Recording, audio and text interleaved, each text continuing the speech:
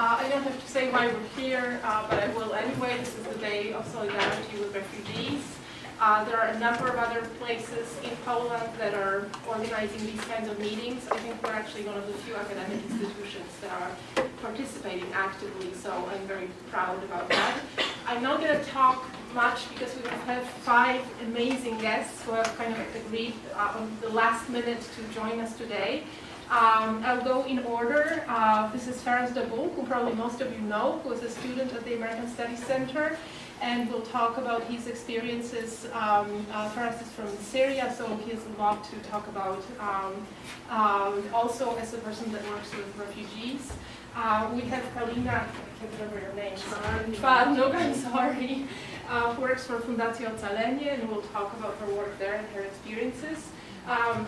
We have SHIRIN NAEIMI, whom I've just met and can't get enough of, who is from Iran, who's been living in Poland for 3 years and actually took a difficult and long way to get here, and she agreed to share that with us.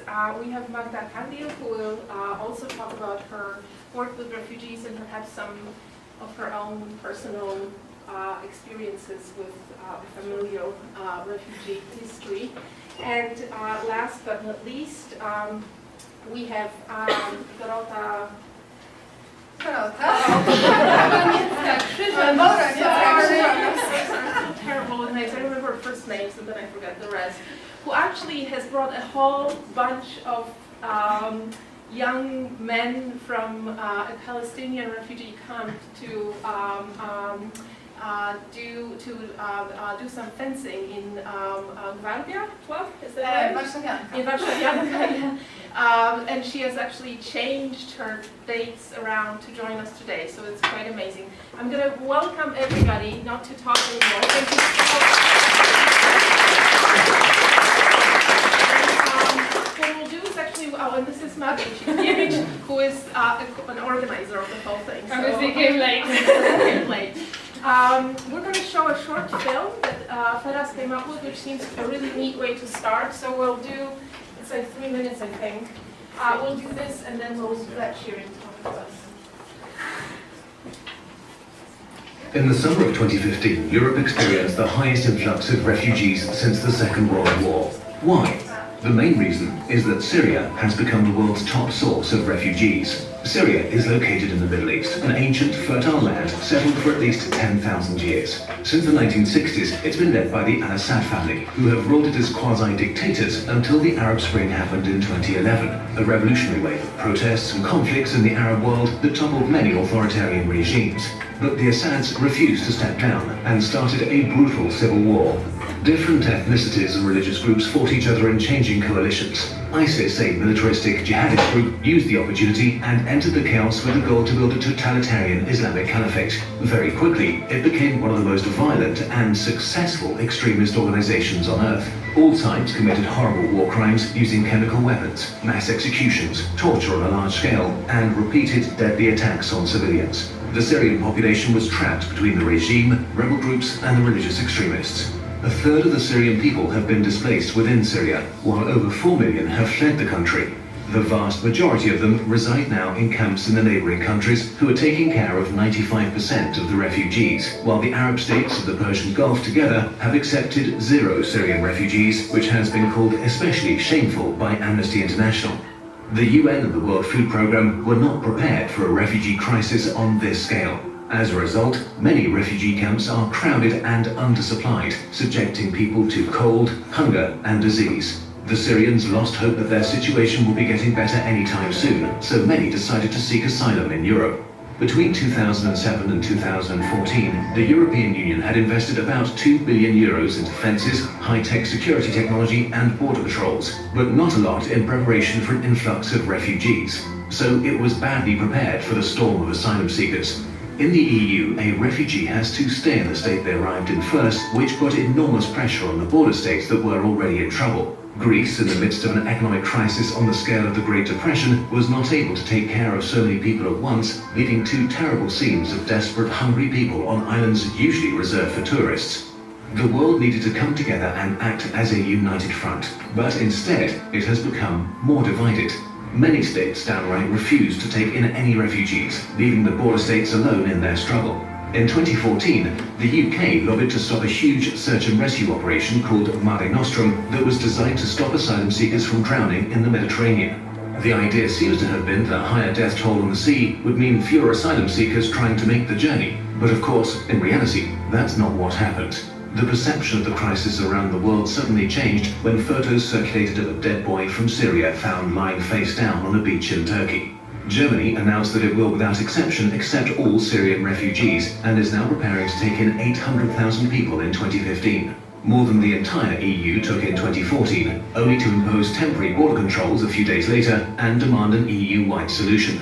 All over the West, more and more people are beginning to take action, although support for asylum seekers has mostly come from citizens, not from politicians.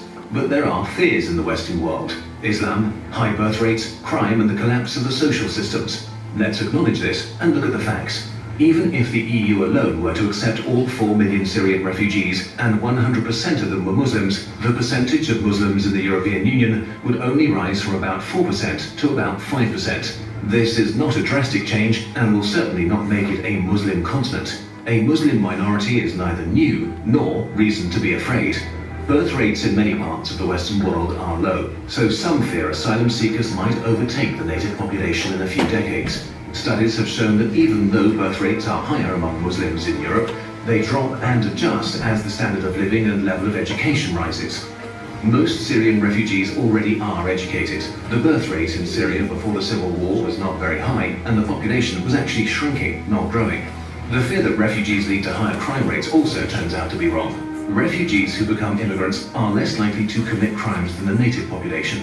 When allowed to work, they tend to start businesses and integrate themselves into the workforce as fast as possible, paying more into the social systems than they extract from them. Syrians coming to the West are potential professional workers, desperately needed to sustain Europe's aging population. Also, refugees traveling with smartphones has led to the misconception that they're not really in need of help. Social media and the internet have become a vital part of being a refugee. GPS is used to navigate the long routes to Europe. Facebook groups give tips and information about obstacles in real time. This only proves that these people are like us. If you had to make a dangerous journey, would you leave your phone behind? The European Union is the wealthiest bunch of economies on earth. Well-organized states with functioning social systems, infrastructure, democracy, and huge industries. It can handle the challenge of the refugee crisis if it wants to. The same can be said for the whole Western world. But while tiny Jordan has taken in over 600,000 Syrian refugees, the UK, which has 78 times the GDP of Jordan, has only said it will allow 20,000 Syrians across its borders over the next 5 years. The US has agreed to accept 10,000, Australia 12,000 people. Overall, things are slowly getting better, but not fast enough. We are writing history right now. How do we want to be remembered? As xenophobic rich cowards behind fences? We have to realize that these people fleeing death and destruction are no different from us. By accepting them into our countries and integrating them into our societies, we have much to gain. There is only something to be lost if we ignore this crisis. More dead children are sure to wash ashore if we don't act with humanity and reason. Let's do this right and try to be the best we possibly can be.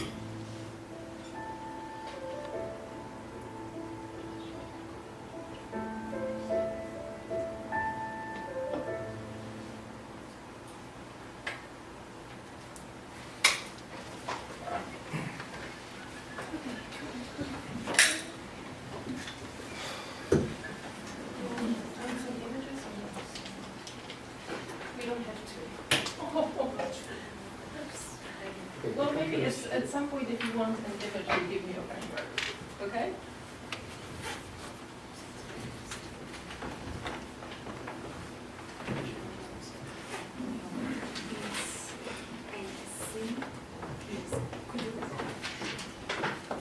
With the name of Bahare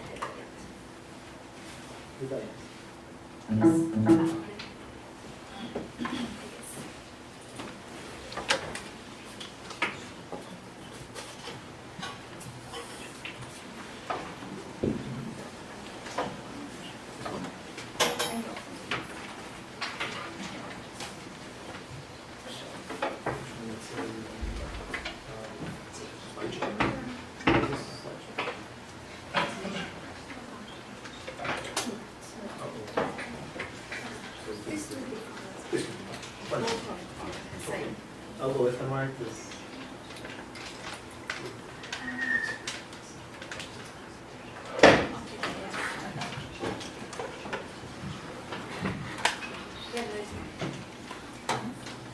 Hi everybody. Can you hear me? Okay, hello. It's a great pleasure to be here.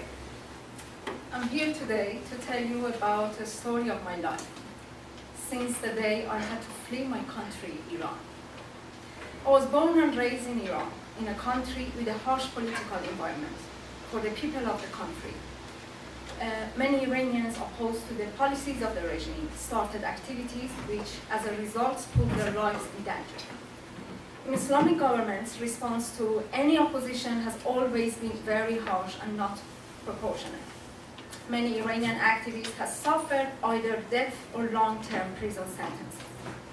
Also, there are those who were lucky enough to escape the regime's punishments and fled the country.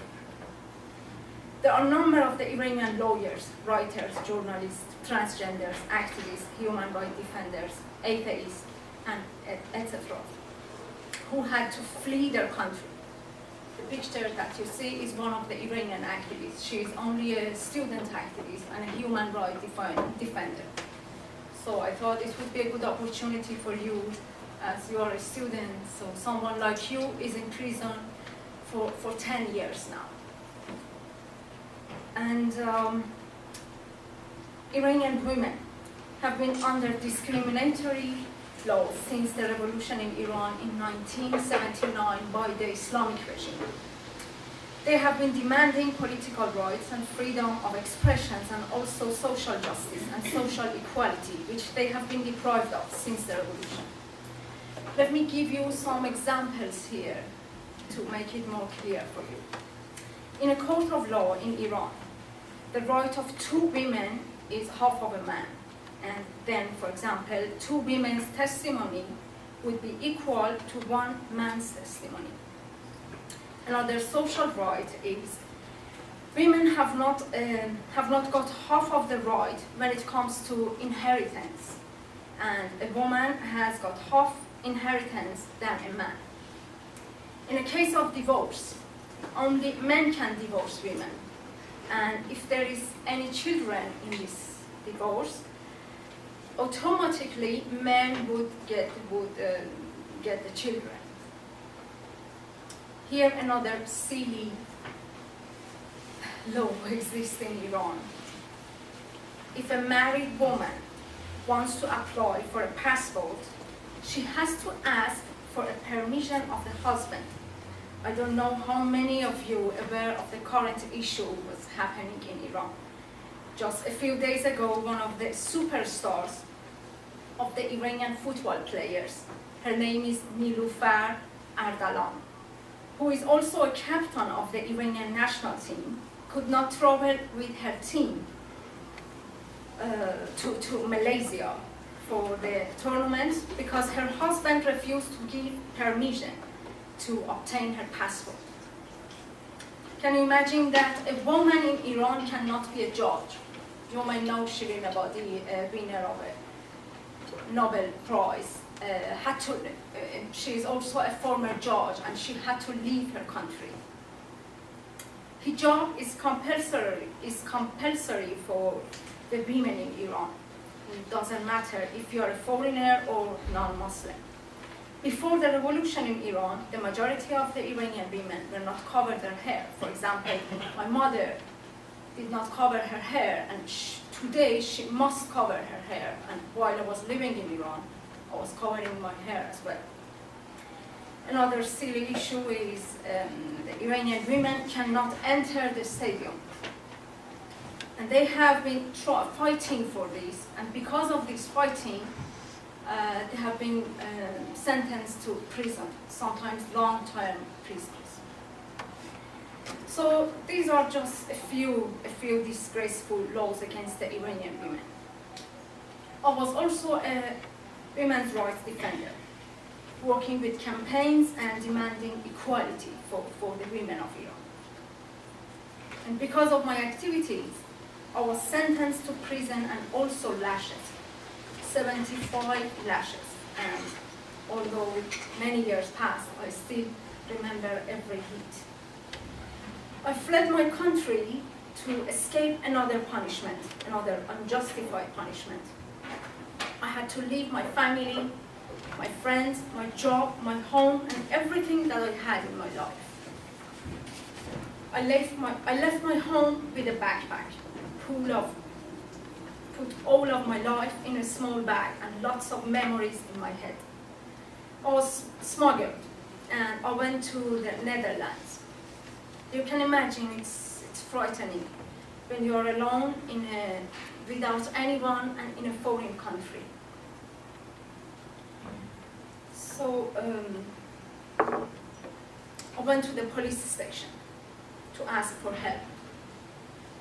And at the police station, a tall black policeman came towards me and without any emotion on his face. Do you know what did he do with me? He came towards me and I was scared and began to fear. He gave me a hug and started telling me, "Don't worry, you're safe here, we're here to help you. Do you need water? Do you need food?" I couldn't imagine how this policeman could be nice.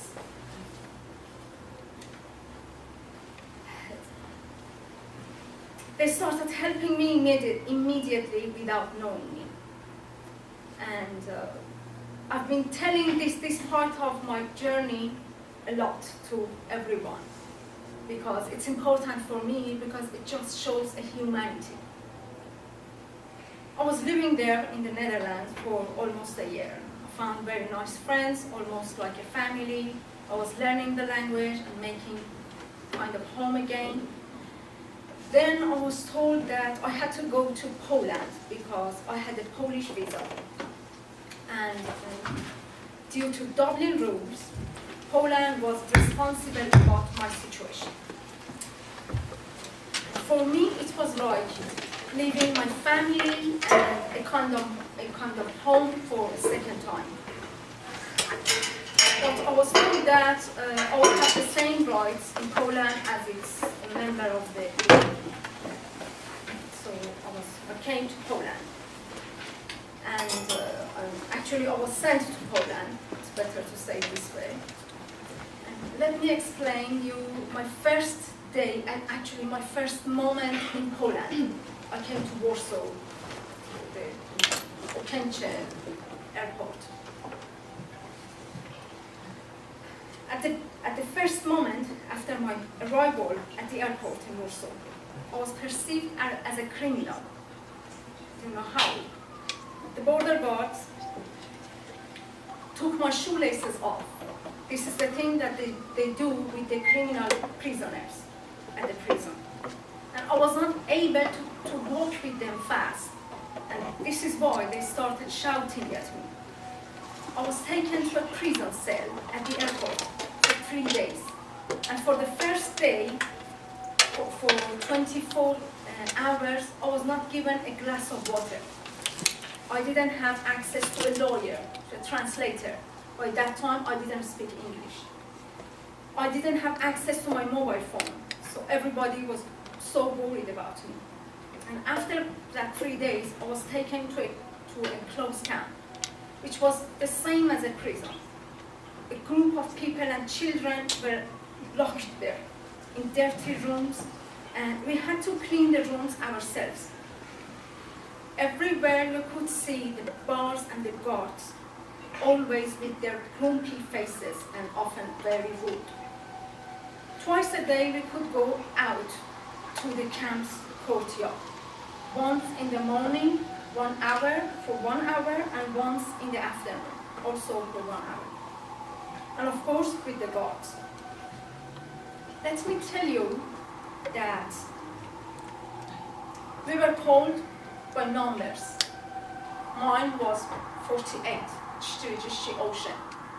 And my first day there, a woman, one of the guards who was a woman, was calling, saying, 48.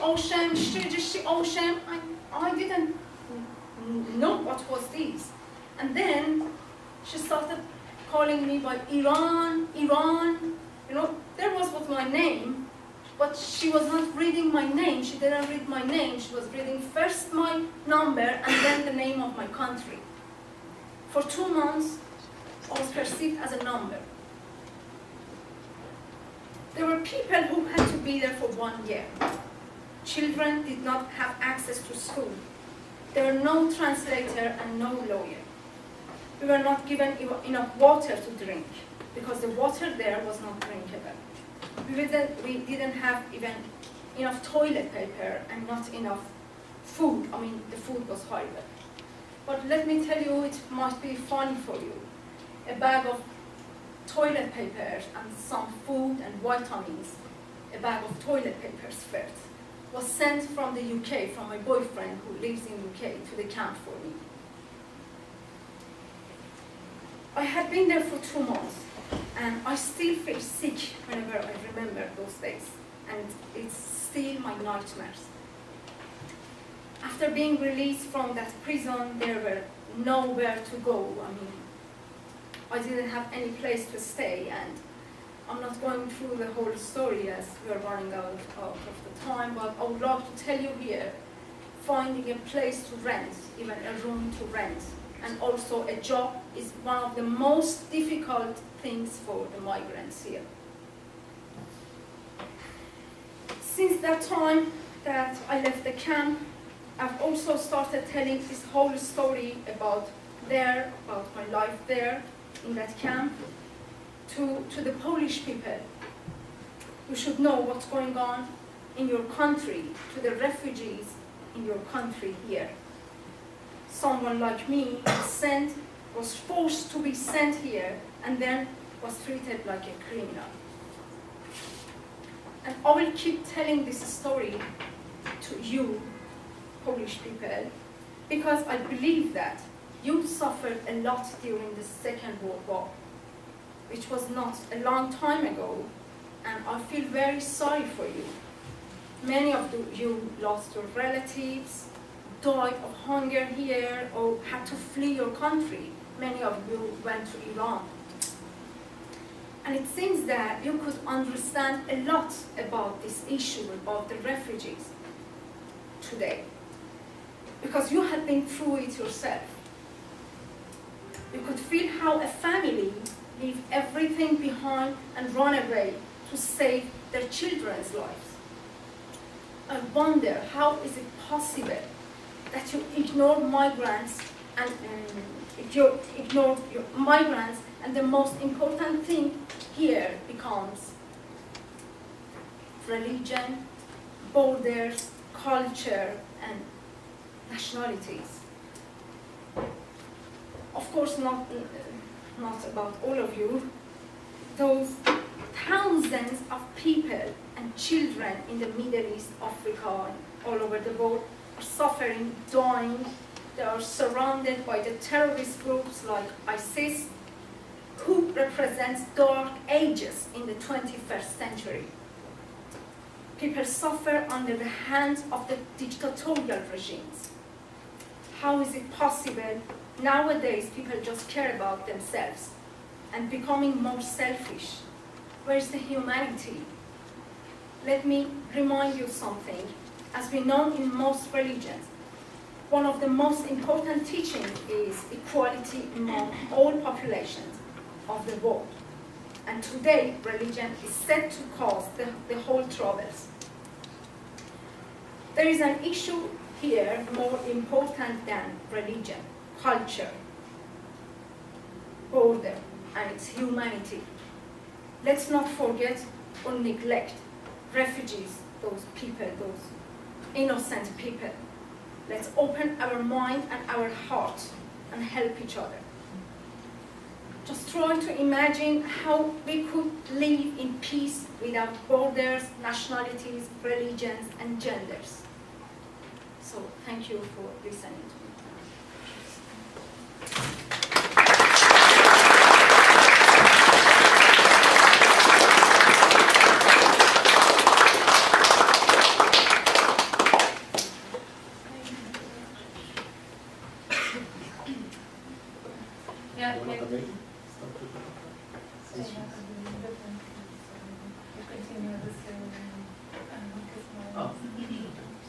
because I thought maybe perhaps you'd like me early.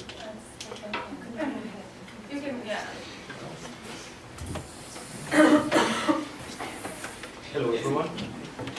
Well, obviously, we're colleagues. I'm studying here at Warsaw. Let me start with one thing. I know it's irrelevant, but it's good to know how does how our teachers, our professors feel or see when we're taking exams. So I can actually think now of different and new methods. Okay, well, we just heard a very sad story. Like, actually, I was wondering when you were talking about the totalitarian regime in Iran. I think all of us know the song "Happy," which was not long ago. I forgot the name of the guy who was singing it, and there was a version of "Happy" in each country almost in the world, including Iran. And there were those guys in Iran who just filmed a video of this song, and they were just like singing happily on the rooftop of their building or in the living room or whatever. And they were imprisoned. They were just imprisoned because they were singing happy. So how messed up is that, actually? And I think because of that Rouhani, the president of Iran, the current president of Iran, was newly came to power. He released correct me of course if I'm wrong. He released those people who were acting, but well, first they had to be arrested for something as irrelevant to anything political, let's say. And those people were released, but the director was kept in prison. That's at least what I know. Perhaps you know better. But that's really horrible. And, freedom of speech, or let's say, saying what you want or doing what you feel like, and so on, is something which is really, really important, really valuable, which sometimes here, let's say, in the Western world, not long ago, Poland was not Western world, that we really enjoy it. It's really something which now we don't think about, right? Like, yeah, I can sing happy. What's the problem? I can just film whatever. I can do whatever I want. So many people do suffer from, let's say, from those totalitarian regimes, and more recently, those extremist groups which started to rise in the Middle East. Yeah, and I don't think I'm going to talk much about the Syrian refugee crisis, because I think it was there was enough being said in the video, to be honest, and pretty much credible. So I'm not going to tell you anything new. But I would say that I was really annoyed with the level of discourse here in Poland, like what was circulating around the media. It wasn't something pleasant to hear, to see what kind of things people were talking about here. Things like, which was, let's say, mentioned in the video, which we showed a few minutes ago. Something about that smartphones. Oh, how come refugees would carry smartphones around? Well, we live in the 21st century. These people came from a developed country which collapsed. So it's pretty sad to like look at such very silly, stupid, superficial things, and let's say think about the human aspect of the crisis. How could we help these people? Okay, these people are fleeing something, and of course there were other questions raising them. Something like our friend here just mentioned something about culture. Let's say, right? Like people are afraid of different cultures. Perhaps, let's say, religion. Let's say we're afraid of Islamization or something. But really, I don't think that people who are fleeing, let's say, extremism, totalitarian regimes, would be bringing it here to let's say, to those countries which, luckily, are free of them. So, yeah, I was really not happy to see what was circling around the media in Poland. And elsewhere, of course, but unluckily it was a bit too much in Poland, to be honest.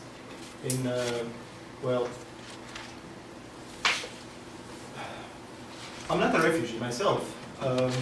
I came to Poland because I fled the war, let's put it this way. I didn't really, I practically am, let's say, with documentation I'm not a refugee, but practically I am, because I cannot return to my country. For example, at the moment I'm wanted for military service. I served military a long time ago, and I was in Syria because it's compulsory, of course. And now I'm wanted back again. And, well, killing anyone or being killed is not an option. So obviously I wouldn't be happy to return, which means actually I cannot return. So that is something. So I feel what does it mean to be a refugee? Especially that my family, both my parents, my siblings, they are refugees. I have a brother here, and I have family in Germany. And speaking of deportation, actually my younger brother, my little brother who lives here right now, was deported from Germany forcefully. With a gun in his head, in the early morning, late February 2013, he was deported, and it was like very dramatic. He was taken to Ocalenie. Basically, he was, as you mentioned, he was literally like treated as if he was a prisoner. But thank God I was able I was informed that he was being deported, and then we started contacting, let's say, the authorities, Ocalenie and elsewhere. And luckily I have enough connections to, let's say, pressure Ocalenie. And to be honest, luckily, my brother was released on the same day. Oh, okay. But to be honest, it was because of pressure. We really put a lot of pressure on them.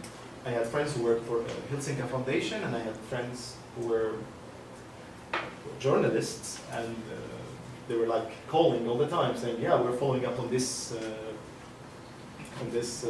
case," and so on. Well, to be honest, those people at Ocalenie, they didn't do something extraordinary after all, releasing my brother, because that's the law in Poland, simply speaking. And they just applied the law. And my brother was released, thank God. Now he's doing well. He managed to blend in more or less. He got a job and so on. Well, I'm sorry I speak too much. I don't want to make you bored, but there's once I was invited to speak at some activity. Some of you, my colleagues, some of you attended it. It was called Tu Mieszkamy. It was almost a year ago.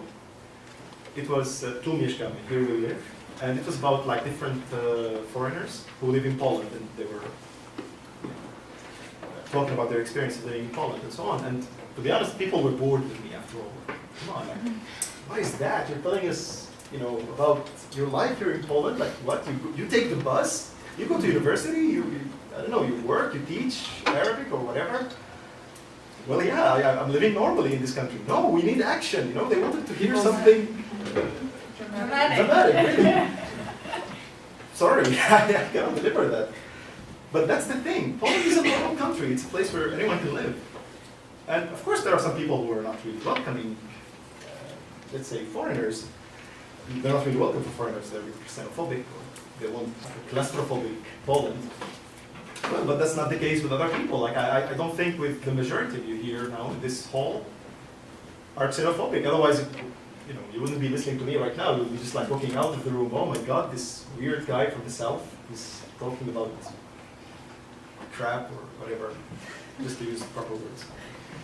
Anyhow, yeah. So in the end of the day, Poland is a normal place, so we can live, we can adapt. Like, we can adapt the culture, and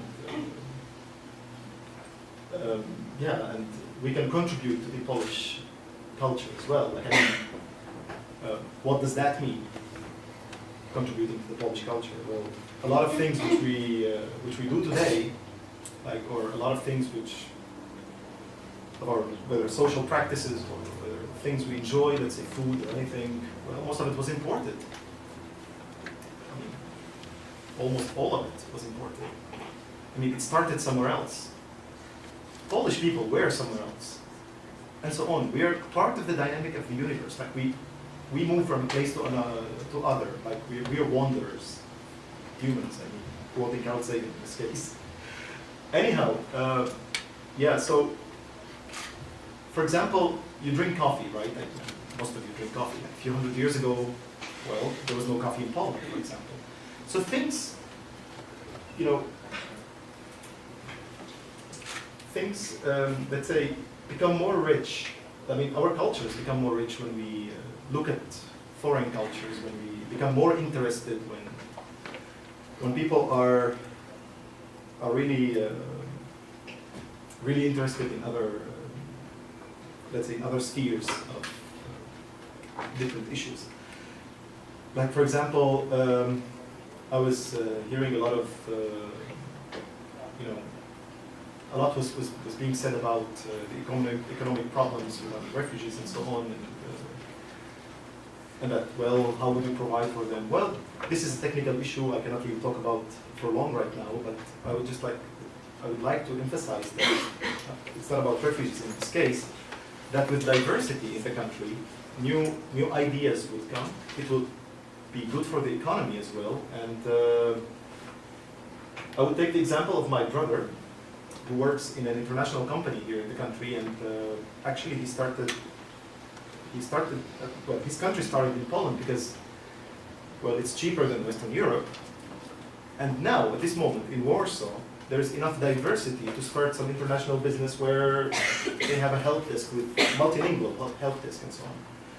So, foreigners in his company, they are like 40%, I think, and the rest are Polish.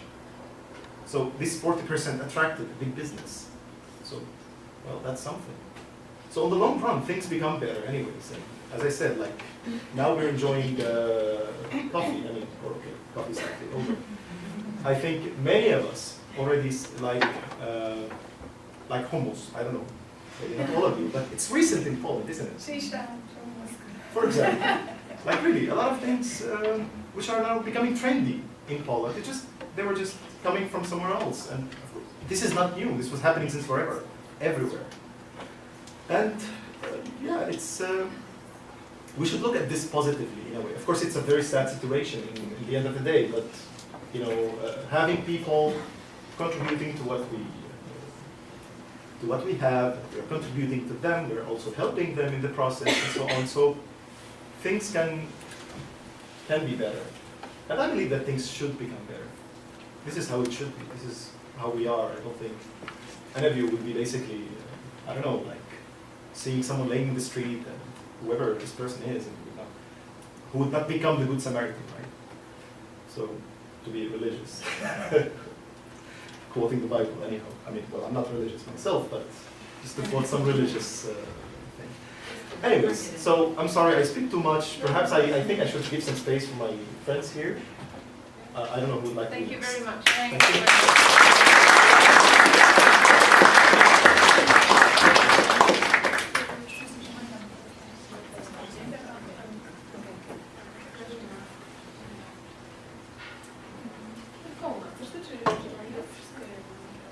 Okay, go ahead. Okay, No. Hi. Can you hear me? No. No? Okay. Now, You can hear me now? Oh, so you're not hearing me? You're fine. Okay.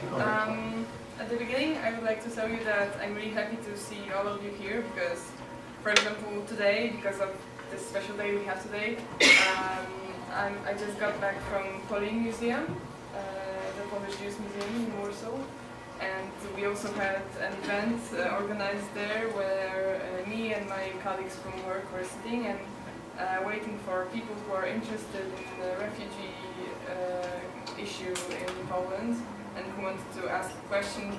There was, you know, an occasion for that, and actually almost nobody came. Nobody has any questions. Amazingly, because now the topic is so hot and so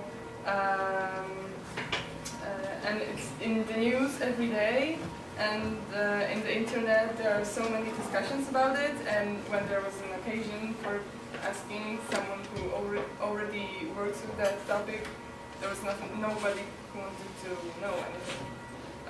We even tried to, ask some people, and maybe you want to ask them some questions about refugees. Maybe you want to know something. No, thank you. It's I already know everything. Or I'm not interested. I don't want them here. So we felt a little bit sorry. Well, we lost our time, but we felt sorry because I don't know if is it not important for them, or do they already have their own opinion and they don't want to maybe have an occasion to change it? I have no idea. So I'm happy to see you here because I assume that maybe you are more interested than those people in Poland. Actually, when I was working here, I didn't. I don't have as nice speech as you, for example, but because I was more prepared for questions from you, but I will tell you a little bit about Dublin procedure and about Dublin regulations, because FERAS and SHIRIN, they were both talking about deportations. Probably not all of you know what are the Dublin regulations and what is the deportation. Why are people deported from other European countries to Poland? Dublin regulations, these are few laws around the European Union and some few other countries in Europe that say, for example, that when a person who's coming to European Union and want to become a refugee, he or she should apply in the country that he first entered in European Union. So if you are entering through Poland, your first application for asylum must be in Poland. And if you go to apply in Germany or UK, they will deport you and you will have to stay and wait for a decision in Poland. And why are people fleeing Poland? Why are they not waiting for the decision? Everything's fine. Why are they not waiting for the decision in Poland? Well, there are actually many reasons for that, but maybe you can also tell that when you apply for a status, the procedure is usually very long, at least 6 months in general, usually more. And during first 6 months you can't work. You can only live in a refugee center, which is not very nice to live in. Then after 6 months you can work. You can also get out of the city center, refugee center. You can go and live outside, but you'll be given only 700 zlotys per month for one person. So it's not even enough to rent a room in Warsaw sometimes. But those people need to just live for those money.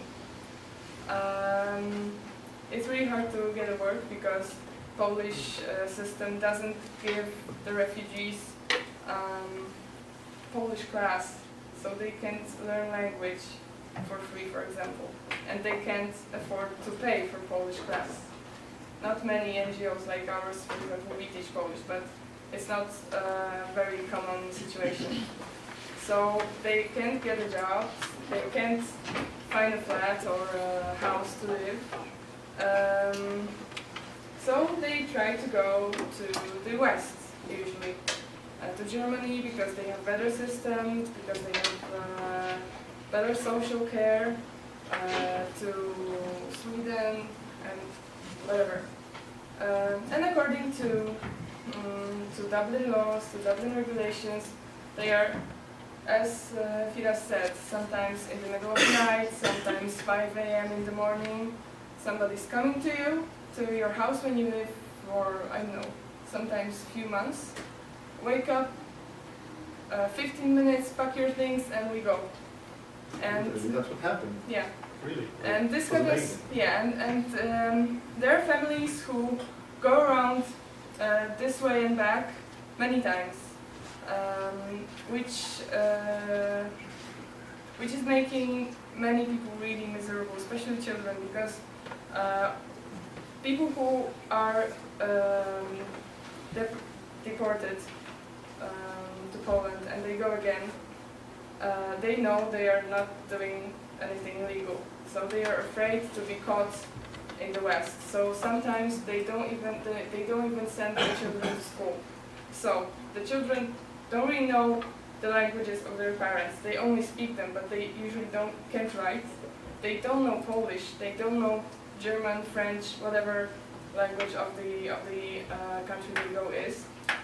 So it's a lost generation, and the NGOs around European Union are since many years we're trying to tell the governments, to the commissions, that Dublin isn't working, that Dublin costs too much money, and that is making many people's lives miserable. And it needs to be changed, because your tragedy and your brother's situation, it was because of the Dublin law. It's not fair also. Yeah. It's very unfair because I'm sorry. Yeah.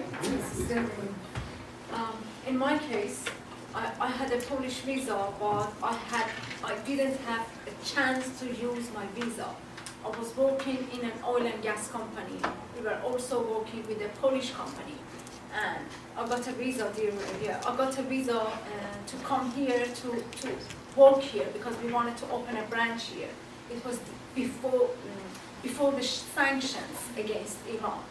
So I got a visa to come to Poland to get a job.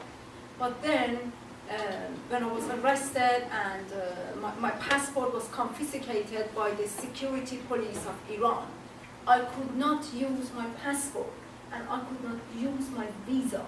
So I was smiling. I went to another country by a fake passport.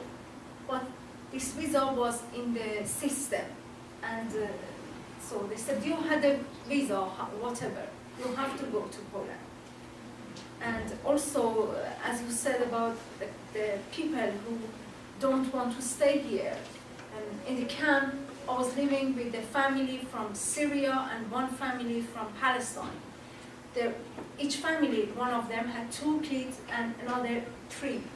So they were living in a camp, a Syrian family for 7 months, and a Palestinian family for 7 months, and a Syrian family for 3 months, with 3 children. And when they left the camp, they didn't have anything. They called me, they said, we want to go out, but here is very cold. We don't have enough warm clothes. They didn't have shoes. They didn't receive even shoes and clothes for their children. So they left here. They went to Sweden. But they also were deported to Poland. But then again, they went back to Sweden. They don't want to stay here because they don't receive even a pair of shoes. Yeah. If I may add just to this, like basically it's true that the Polish system doesn't offer much. Yeah, that's mainly the problem. Otherwise, on about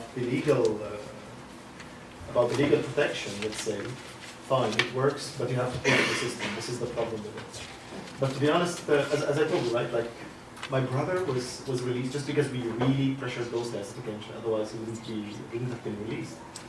Family with children. Exactly, but the thing is, my brother is really lucky. He has us. Like, I mean, me, I have Polish wife, so I have a family. I have, let's say, my in-laws who also helped us.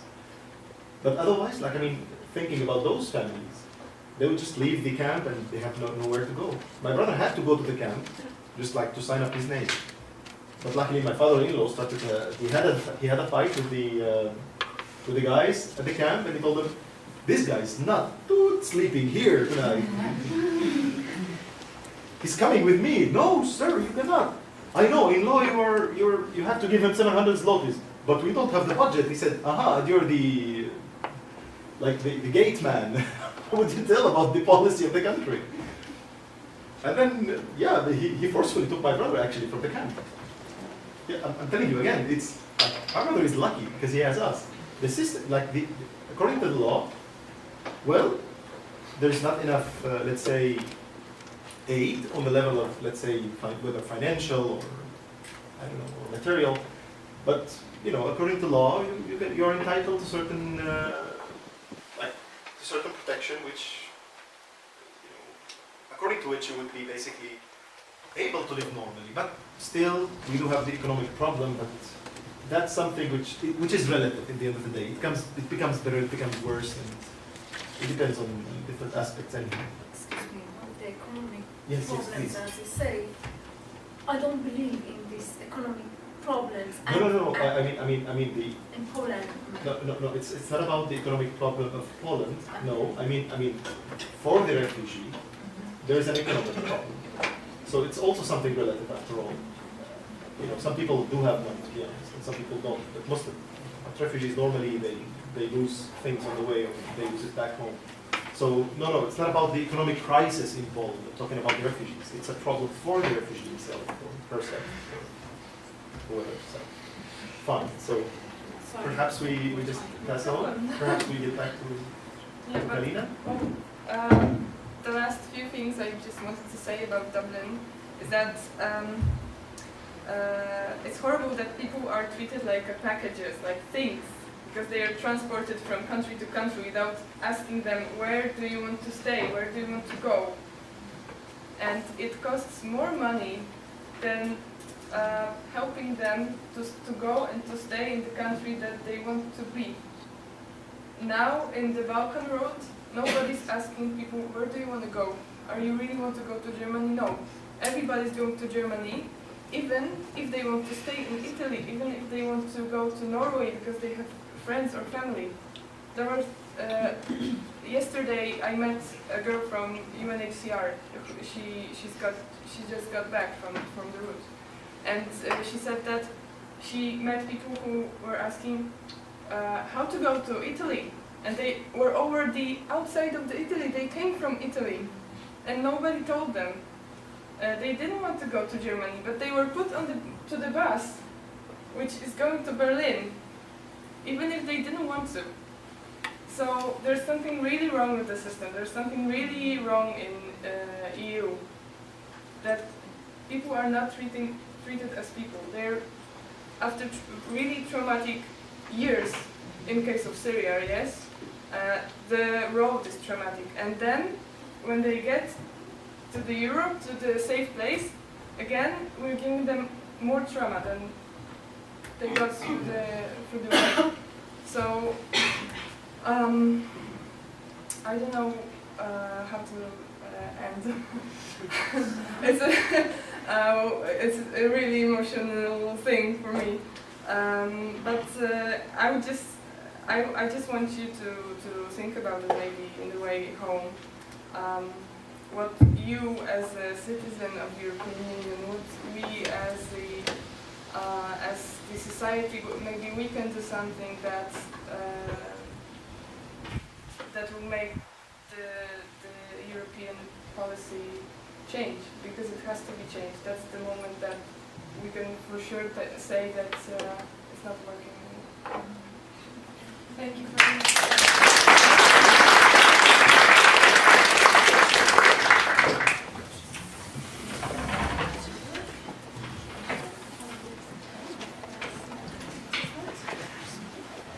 Okay, now you can hear me, I guess. So, hello, I'm Dorota again, with a very hard name. So I come from a different perspective because I'm an academic. I did my PhD on one of the refugee camps in the West Bank, one of the Palestinian refugee camps in the West Bank, where I also worked as a volunteer in a local fencing club. So this is why I brought now my fencing friends from Al-Amari camp here for a fencing camp in Warsaw. In fact, it's very near because it's a Warszawianka club. Tomorrow we have a competition, so you are almost welcome to join us if you want. If any of you want, you can contact Marta and I will give her details. So you can see Polish and Palestinian fencers playing the game together. So as I say, the Palestinian, of course, the Palestinian case is much different. It's a very long-standing exile, what we call a contracted exile in their case, because it's over 60 years. So I think it differs much, it differs a lot from what you were talking about the Syrian crisis. But on the other hand, if we look on the trends of forced migration worldwide, we see that there's a general trend of that the average length of exile has been extending over the past 20 years. It is now around 20 years. So it's also a time, I think, just on a very basic level, to tackle this assumption that exile or refugeedom is something temporary. Because I think it still very much underpins our thinking about the refugees. Refugeedom or exile, it's a temporary state of affairs. It's a temporary state of waiting just for the right conditions that allow the refugee to return home. But the reality on the ground actually challenges very much this model, and in very few cases the return was actually possible. The Palestinian case is, of course, the most prolonged case, but we have Sahrawi refugees from the 70s, we have Cypriot refugees from the 70s. So the exile is increasingly being a protracted experience and not a temporary one. And I think it's in general, it's very important to talk about this in these terms, because a lot of solutions that are now being employed in relation to the Syrian crisis, probably all over, not only in the Middle East, but also in Europe, are based on this assumption that it's a temporary solution. But the Palestinian case also showed me that these temporary solutions are often there to stay. So even though we may hope for the best, and we may hope for the situation in Syria to improve and to allow for the return, we have to think in the long term. And I think it's a very important thing. Also, for example, if we talk about whether or not, I was lately asked for a debate about whether we should establish refugee camps in Poland or not, whether it's a good solution or a bad solution. But all these things we have to think about in long terms. Also, what I think it's very important, and we talked, of course, I was also shocked by the reaction of Polish public to what they call the migrant crisis, and shocked in a sad way, certainly. But what I think it's also very important is that we can't ignore the fears people have about refugees. You may not like these fears. You may think that they are ungrounded, but we can't ignore them. There is a need for public debate, and there is a need to confront even the most xenophobic and stupid sometimes arguments, because as also is shown in the Palestinian case and in the West Bank, the refugees who live in the camp that I studied are Palestinians, and they live among Palestinians. So you would assume that there should be no tension, or at least not so much tension. But there is a lot of tension, even though the host population is the same nationality, the same religion, the same language than the refugees. Even then, there are problems, and those problems haven't been addressed from the beginning, and they grew. So leaving just the things, well, people will adjust, people will, you get used to foreigners, get used to refugees. Let's hope for that, but it may as well prove to be a wrong assumption. So there is certainly, even sometimes, that I'm also tired of engaging in debate with people who have some crazy arguments, but in the end there is a need for this debate, because if we don't work it through, it will come back. There will be a backlash, and it will come back. What I also, because I just came back from Ramallah 2 weeks ago, and I've also been to Jordan, to Irbit, where I did maybe not a study, but I did a bit of research on Syrian refugees in Jordan. And I think what struck me there very much was that a large number of Syrians in Jordan, as we've seen on the film, the official number of registered refugees in Jordan is around 600,000, but the actual number is much higher. My friend who works exactly on Syrian refugees in Jordan right now, she's Jordanian, she says that the unofficial estimates are about 1 million. So why would people not register? Because if you register as a refugee in Jordan, you're actually obliged to live in a refugee camp. One of which, the probably most famous one, is Al-Zatari, that has very poor conditions. You are not allowed to leave the camp freely. There is no work. The food is very much... May I interrupt? Could I just try to show Al-Zatari camp? Perhaps we could support your argument with an image. Yes. Yeah. No, I really have to... Yeah, I know. So you can't leave the camp freely. You're not allowed to work. So a lot of people opt for not being registered, for staying unregistered in Jordan, particularly in Irbit and Amman. Irbit is a city just next to the Syrian border, so it's a city that normally receives the biggest influx of refugees from the Raqqa region. So a lot of people remain unregistered. And what does it mean? Of course it means that they don't receive help, but it also means more freedom, because at least they can try to work illegally. At least they can try to live outside the camps. At least they can try to do something with their lives. So I think something that is also very sad and very true, and is lately being debated in this field, within the field of studies on refugees, is that what we witness now is a trend towards the unrecognition of refugees. So a lot of people talk about that the category of refugees got bankrupted, and it's not as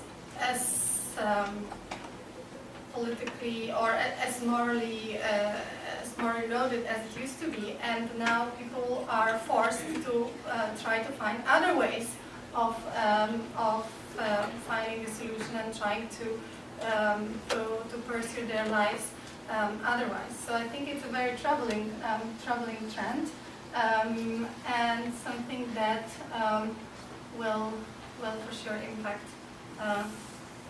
generally the situation of Syrian refugees or other refugees worldwide. Thank you. I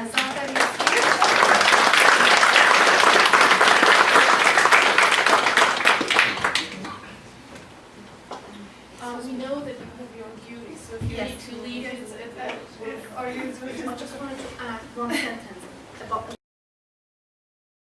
that you said there was a tension in the camp, in the refugee camp. between the camp and the host community. Yeah. You know, in the camp, people do not have anything to do. There is nothing to do, and Yes. they are under stress, always fighting. The only thing that they do is fighting. The camp that I was there were women every day fighting from one country, from Georgia, or women from Chechnya. Every day fighting, because it was nothing to do. And they're under stress, so they just fight. Yeah, and I think what is also what came up with in my research with the Palestinian refugees who are all the way, let's say, is that in the very beginning, when the camp more resembled an actual camp, which meant that people received help, people were administered and controlled, but they were not really participants. There was no chance of actually building a local community there in the camp. So the real change for them came with when they were given a bit more agency in actually running the camp. So they were not treated only as victims and as this, subjects of help and regulations and control, but they were again treated as humans who could, for example, organize themselves, who could build their own local institutions, support networks, and it worked very well. In the case of my camp, it went very well, and now the camp has 4 local NGOs, one of which is the sport club, Al-Amar Youth Center. That's the boys I'm training now, they train there. They have one of the best football teams in the West Bank that has repeatedly won the Palestinian Premier League. So, I mean, it is a very important moment when, even if, although I personally think the camps are not the best idea to administer refugees, by far not, but even if they do happen, there has to be certainly some kind of rethinking of how they should be run, and they should be run in a way that includes that acknowledges the agency of the refugees, that allows them to at least partly decide about their lives. Because it's a big problem. You're, as you said, you're treated like a subject. Everyone decides for you, everyone controls you, everyone tells you where you have to stand, what you have to eat, where you have to sleep. There's this very big feel and need for agency and for restoring one's agency. Sorry, now I have to. Thank you. Thank you.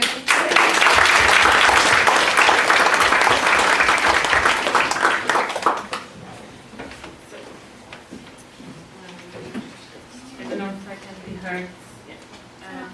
I also think what Dorota was referring to in terms of tension between the camp and the host population was more of a social class tensions. I mean, basically, in the West Bank, among Palestinian population, there is this tendency, and I think, I mean, as anywhere in the world, people who live in the camp, they are usually poorer, they are of lower class. So people who were lucky enough not to live in the camp and who are just original inhabitants of what we call now the West Bank, or who came from other parts of Palestine, but they didn't end up in a camp. We sort of look down upon people in the camp, but I think it's more of a social class process than anything else. I just have 2 or 3 slides, Sure. which I will screen.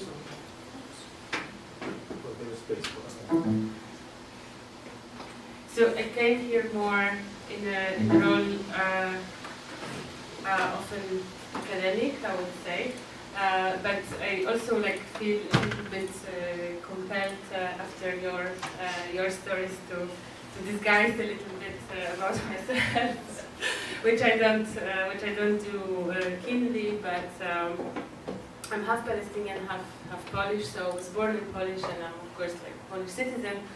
But I'm also technically or theoretically a Palestinian refugee in a 3rd generation, just because you inherit this status, and you inherit it according to international law, as long as there is no solution to the question or to the situation of Palestinian refugees. And on the other hand, I can say my family have more sort of recent refugee experience. I mean, not myself, I haven't really lived through a refugee situation, but my husband's relatives, my husband just joined us after his class of Polish. So Tarek is from Syria, and his uncle and cousins has recently done the route through Mediterranean to Germany. We didn't encourage them to come to Poland because we sort of expected it won't be easy to help them integrate in Poland and to support them as you described. So I think this is enough about myself. I will just show you a few slides, and I just wanted to say a few things about the situation in Syria and why people come here, and also the situation in neighboring countries and why Syrian refugees cannot really stay in neighboring countries. I've been working for the last year in Lebanon. I wasn't really focused, my job for the last year wasn't really part of, or wasn't really focused on the refugee response. It was more tasks related to the humanitarian aid for inside Syria. But I still, have some previous experiences from Lebanon and from other countries. So there is a folder called OSA. And the first the number one slide. This is something I just wanted to point.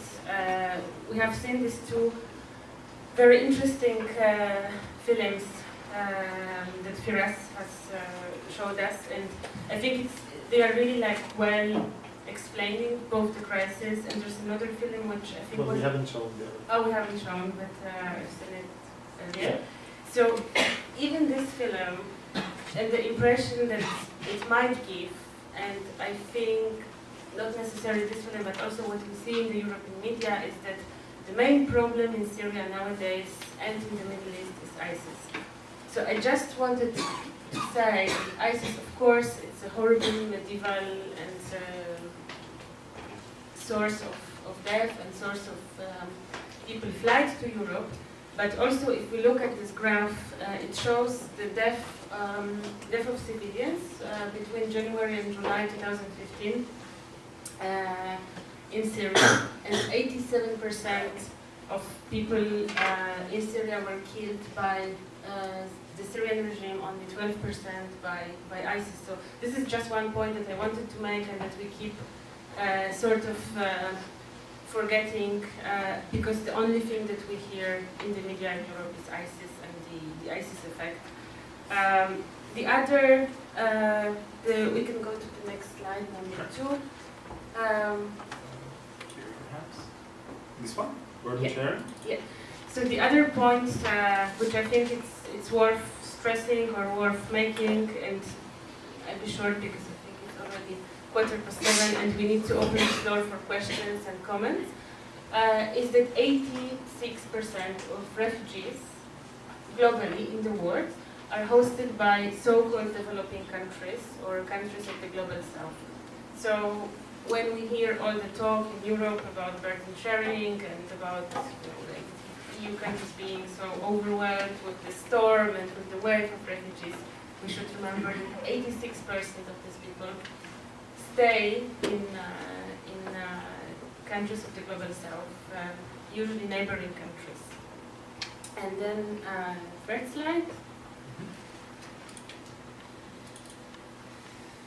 And this one shows us the top host countries in the world. So currently, number one host country is Turkey, with over 2 million refugees from Syria, followed by Pakistan and then Lebanon, and all the other countries. I mean, Iran is also a host country, Jordan, and all these countries that we can see here, but I mean, the top ones are Turkey, Pakistan, and Lebanon.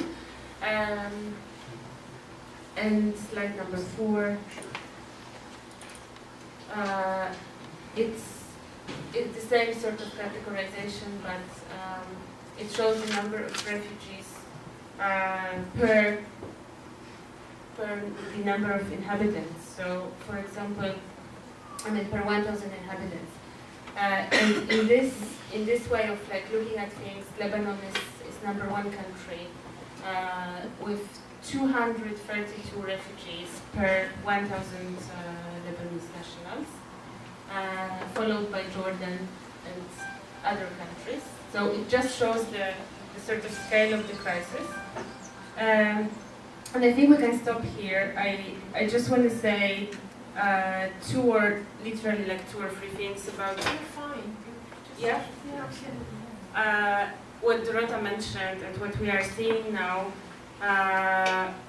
what she called a recognition of refugees. So in the countries surrounding Syria, which received majority of Syrian refugees, right now it's 4.1 million Syrian refugees in the neighboring countries, according to UNHCR statistics. So of course not everyone is registered with UNHCR, not every Syrian wants to go and register with UNHCR for different reasons. For security reasons, because they might be afraid that this registration will be shared with Syrian authorities. They might be simply too proud to be registered as refugees. They might have other reasons.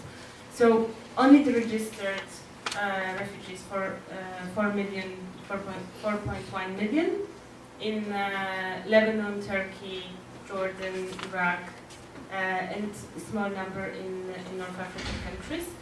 In Lebanon, we experience complete recognition of Syrian refugees. First of all, because Lebanon is not a party to the 1951 convention, the Refugee Convention. Second of all, Syrians, when they arrive on the Lebanese border, since January this year, they are either not allowed to enter or they are allowed to enter as tourists. So you have to prove by all means that you are a rich tourist who is coming to Lebanon to spend their money. You have to have a hotel reservation, you have to have minimum 1,000 USD in your pocket and fulfill a number of similar conditions, which basically amount to proving that you are a tourist and you don't come to the country as a refugee because you are not a refugee. I mean, there is no recognition of the fact that you are fleeing Syria for your life or for safety. And then when in Lebanon, you would experience almost like, I mean, it's almost impossible to regularize your status. I mean, you are allowed to stay for up to 6 months, and then once this expires, you have to either find a sponsor who would guarantee for you financially, or you have to rent a flat. Renting a flat means on your own means that you need to be quite well off. And having a sponsor, you are also allowed to have a sponsor in order to be employed by the sponsor in a free, very specified positions. You can be a farming laborer, you can be a doorman, or you can be a cleaner as a Syrian in Lebanon. You are not supposed to perform any other professional activities. You would experience a lot of difficulties with, and same in Jordan and same in other countries, with registering your childbirth, with registering marriage, or any other simple act of living. So of course, and if you work, you would work usually illegally. You would earn something very, very little. I mean, it's known in Lebanon if you need cheap labor, you should employ Syrians. So you would earn maybe $300, $400, which is very small money in Lebanon. It's not enough to survive. So with all these conditions, people who managed to sell everything they had in Syria, they would take a plane, they would fly to Turkey, and then from Turkey, basically they would take a boat through Mediterranean. Those who would survive it would make it to Greece, and then they would take, up until recently, the route was Greece, Macedonia, Serbia, Hungary, Austria, Germany. Now it's changing, and there are new routes as borders are closing. People are trying to go through other means. But I just wanted to highlight like a tiny taste of what it means to be a refugee family in Lebanon, and especially for young Syrians or educated Syrians who can find themselves in the capital of Lebanon, in Beirut. I think it's doable. But if you are a family who ends up in one of the camps in the border area in east of the country, you would experience something totally different. You would experience raids of the Lebanese army onto the camps and many other forms of persecution. So, I mean, it's different vulnerability, of course. So I think I will stop here, and I think we should open it for If I may add just like a couple of things. May I? I'm sorry, I always have something to say. But, Go ahead. Okay, you can hear me anyhow. It's fine, it's fine, it's fine. Well, when I was in Syria, I used to work with the UNHCR, like an organization which is taking care of refugees worldwide. United Nations High Commissioner for Refugees, and I used to work with different refugees from different places, let's say close and far from Syria. And the thing is that prior to the current crisis, there were different crises happening around Syria. And like around 2006 and onwards, up until right before the current, let's say, civil war, however you'd like to address it, because people did call it differently as well. There were really a lot of refugees in Syria. Like, I remember that around Damascus there were around 2 million Iraqi refugees.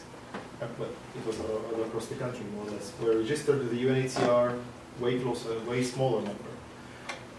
People from Lebanon fled to Syria in 2006 as well, and they were like about 500,000. And well, those who came to Syria from Lebanon, when things settled down, they returned. Many Iraqis anyhow stayed in Syria. And the thing was that what about those people when the crisis in Syria started? Where would they go? That was really a tight situation for those people. They cannot go back to Iraq. Well, they're refugees in Syria already. And well, they cannot leave. So that was really a tough thing. And I'm still in touch with my former co-workers in Syria, and they told me there are really, well, not as many refugees are still left there, because the Syrians themselves are fleeing and fighting their way out. But there are still refugees there. Refugees in a country which is producing refugees. And speaking of Palestinians, there were Palestinians who left to Iraq, and then from Iraq to Syria, and then onwards, and this ball is keeping on rolling, and that's really bad. So, But add something. please. I'm done, by the way. So don't worry, I'm not going to make anyone. As we are talking about refugees here, we are only saying about refugees from Syria. But don't Sorry. forget about refugees from Iraq, from Palestine, from Afghanistan. Yeah. Also, they have very difficult situations. From Somalia, for example. From Somalia, from It's Africa. a non-functioning state. Exactly, and refugees from Iran as well. So let's not forget, all refugees.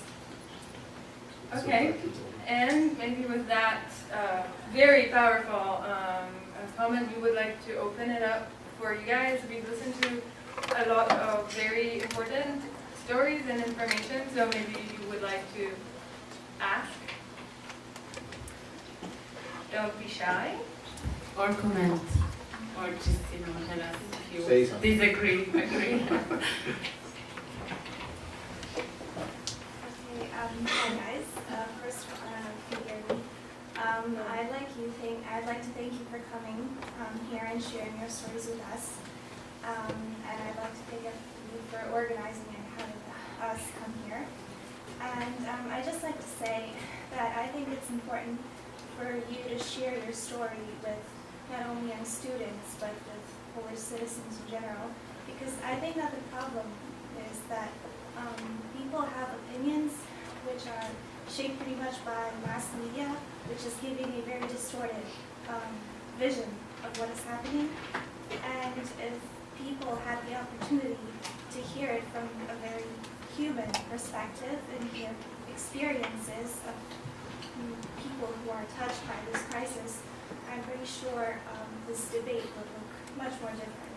So I'd like to thank you for coming in, and that's my opinion.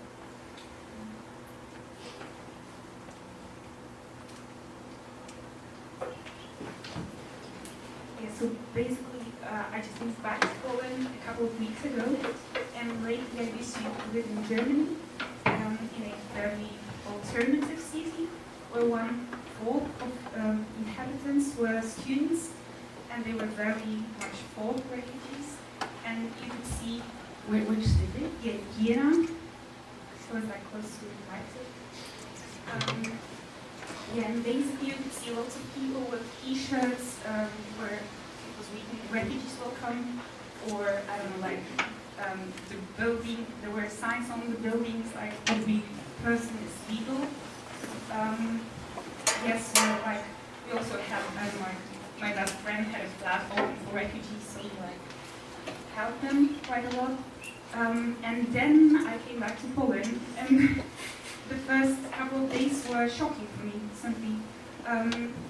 Yeah, obviously that was a totally different context. I'm aware of the fact that it was a little town, little city, and I've seen just like the whole Germany, and I know that there were also very bad stuff going on in Germany and other parts. But basically here I heard many people in the last talks talking about refugees, and I was just shocked because I've never heard so offensive things in my community in Vienna. And I was also shocked that people write so openly on Facebook, so negative things. Yeah, I was just, that was just like a real shock for me in the couple of first days. And now here comes my question. I actually don't know if it's a stupid question or if it's a very hard question. Why? What is the problem in Poland? I mean, what's going on? Why refugees are not welcome at all? Because somehow I don't get it. Looking for this answer for 3 years. I haven't found it. Well, actually, the thing you said about this weird atmosphere in Poland, our friend from our colleague from foundation, he went for an internship in August, and he got back in the end of September. So it was these months when everything changed in Poland. He's Georgian, he's living here for 3 years. He really liked it. He speaks Polish, he's studying, but he looks a little bit different than Polish. He looks Middle Eastern. Yeah, he looks Middle Eastern, and he wears a beard, this black beard, so it's obvious to see that he's not from here. And he really enjoyed living in Poland, and when he came back from Berlin after these 2 months, he said that, Kala, what happened? Everybody's looking at me in the buses, in trams. People are staring at me like I'm gonna bomb myself in a minute. And well, it's his fault. He wears a leather jacket sometimes. but our other employees are saying that refugees, Muslims, like women who are wearing scarves, they said that they are getting attacked on the streets. Nothing like this happened before, and but I think it didn't happen now. That's something the politics, the media were working on for a very long time, scaring people with Islam, with immigrants. It's something that didn't happen yesterday or today. Well, it's anyways like speaking of the level of discourse, which was in the media, it was really stupid. It was really low. I was like, the thing is, I cannot really start now giving examples because we will never end. Really, like things like, oh yeah, now they'll come and Islamitize all of Poland. And yeah, those. All our women. Yes, those, I don't know, 2,000 people who would come from Syria. Guys, 40 million here. You're talking about like. You know, you could fit them into one of those long buildings which are famous in the north. I think in Gdansk they were like those very,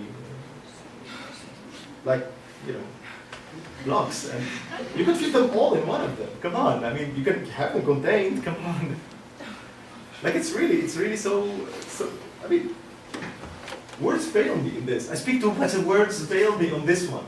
Seriously, it's just like very abstract.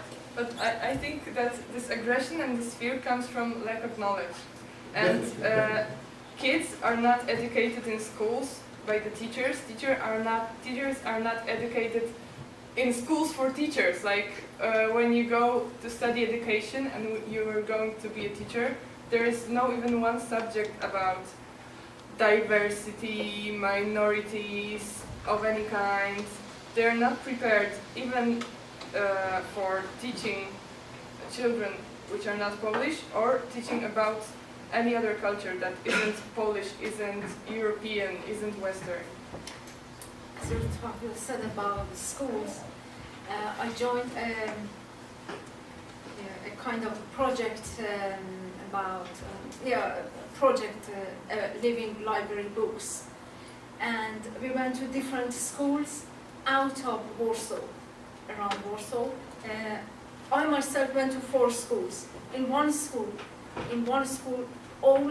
actually in all of them, children were shocked. We also had African guys with us. They were shocked by seeing a black guy. One girl, was really shocked, and they called an ambulance.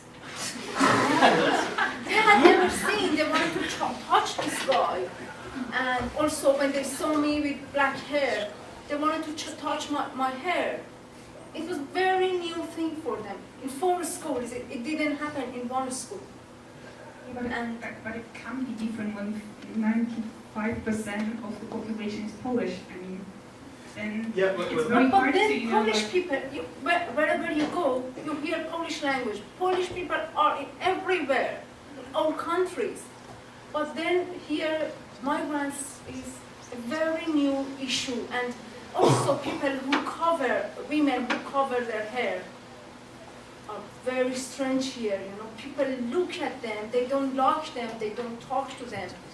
And I have friends, Muslims, who cover their hairs, and they cannot find a house to live. There is a woman, she has to live in a refugee camp, which is a horrible place. She has to live there for 2 years. She has been living there because she cannot find a room to rent. People don't want her, to live in their apartments. But I think to try to answer your question, there are 2 things here. I mean, one thing is that Poland has been an extremely homogeneous country for the last few decades. And I mean, I cannot include myself, but I mean, Poland was extremely, mono-religious, mono-ethnic, monocultural. And I mean, there are different historical reasons behind it, but there was a moment when the country got rid of its Jewish population, got rid of its Ukrainian population, or any sort of type of otherness, and then it stayed closed for a number of decades. So, and this wasn't necessarily the experience of other countries in the European Union. So, I think it's one factor, but not the only factor. I think the other possible explanation is this sort of politics of fear that is very much embedded in the economic situation, which I don't think Poland's economic situation is bad, but what happened after '89, I mean, the new system, the new neoliberal system, I mean, it has completely abandoned, I mean, we have completely abandoned, working class and all those who brought up the Solidarity Revolution. So, I mean, the makers of the Solidarity Revolution, the working class, was completely abandoned. So in the same way, we exclude and we abandoned, I mean, our fellow Poles who, of certain, social level, in the same way, I mean, we're very keen to abandon any sort of others. So, I mean, this could be, I mean, just 2 among many factors, and I don't know what's your take on this? Like, what thoughts you had? Like, what's the reason behind it? Because I mean, funnily enough, 3 days ago, I was in a plane on my way from Lebanon to Warsaw. I was in a plane from Berlin to Warsaw, and I wouldn't sort of demonize Poland because I mean there is a lot of neo-Nazi movements in Germany as well, who, especially in Eastern Germany, who are very much anti-migrant, anti-refugee. But the minute I entered this plane, I sat there and I had two Polish persons in a row behind me, and they were discussing very vividly. One of them is a Polish woman living in Berlin, the other person was a Polish man living in Chicago. And this was the most horrible racist talk I have heard since I've arrived to Europe. And they were of course discussing Syrian refugees in Germany, and oh my God, they are coming. And, So, but I'm just curious, like, what you had, what could be the reasons? Yeah, actually very similar ones. So basically, yeah, I'm aware of the fact that we are a very homogeneous population, so it must be hard at the beginning.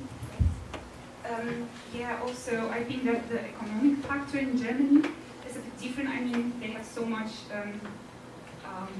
factories and so on, businesses, they need people. So they have also the different perspective because they know also that they have less and less children. So people actually are welcome. There's this welcome politics that has been going on already for many years. So actually, yeah, I think that they were prepared well better to cope with refugees and people who simply want to move. Yeah, just this one point that was so shocking for me, like totally different perspective, was that what I heard when I got back to Poland was that refugees are actually not real refugees. This is what I've never heard in Germany. Like that actually these people come to Poland because they, I don't know, They like the weather. yeah, exactly. Yeah, so this is something that I've never heard before. And here it was just like, oh, they want to come here and steal our jobs, they want to steal our money, and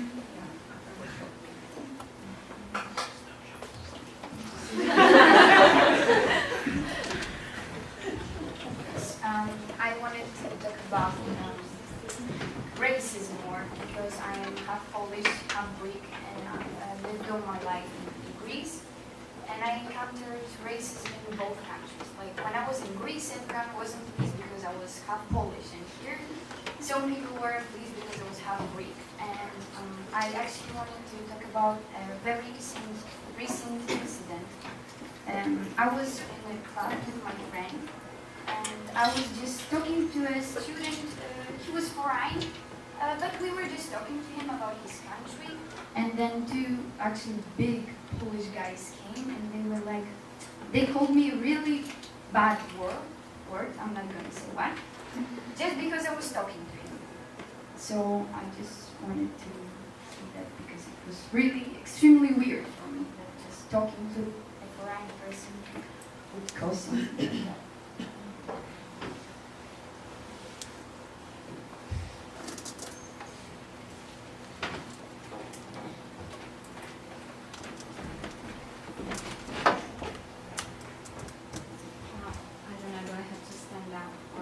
It's fine. So I think the only thing that comes to my mind now is just I want to say I'm sorry. Because even if I don't like to think in terms of nationalities, but I have a Polish passport and I'm a citizen, and I'm sorry. I'm very ashamed of what is happening. And the other thing, well, I just want to ask you what I can do as myself to help in any way. I want to know what I can do because I want to help.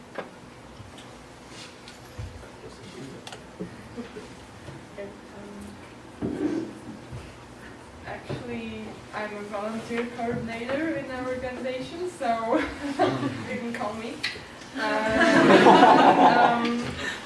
I think it's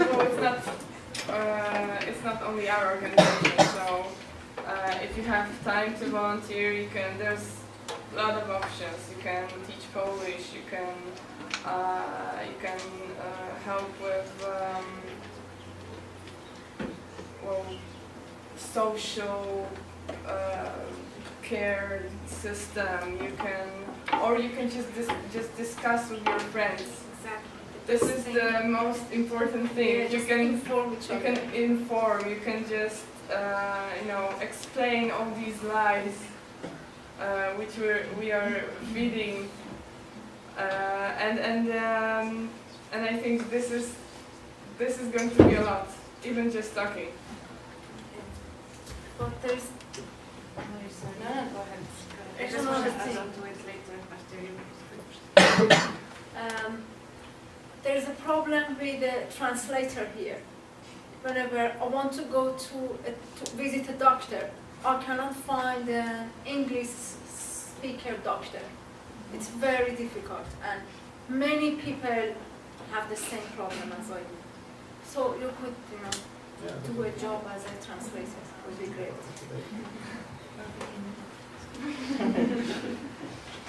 Or translate from Arabic to Polish.